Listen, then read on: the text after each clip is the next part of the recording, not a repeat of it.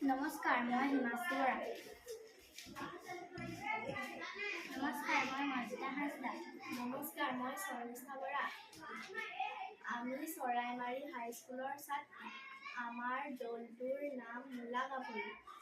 আমি বিকশিত ভাৰত নিৰ্মাণৰ ভকেল ফৰ লোকেলৰ অধীনত প্লাষ্টিকৰ পৰিৱৰ্তে প্ৰাকৃতিক বস্তু ব্যৱহাৰ কৰিব পাৰে, তাৰে এটা নমুনা লওঁ আহক।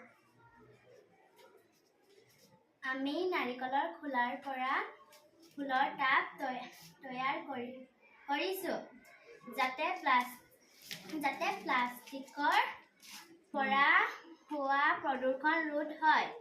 তাৰ বাবে আমাক নাৰিকলৰ খোলা প্ৰয়োজন আৰু তাক সমানকৈ কাটি তলত এটা ছিদ্ৰ বনাব লাগিব, যাতে বেছি হোৱা পানীখিনি তলফালৰ পৰা ওলাই যায়।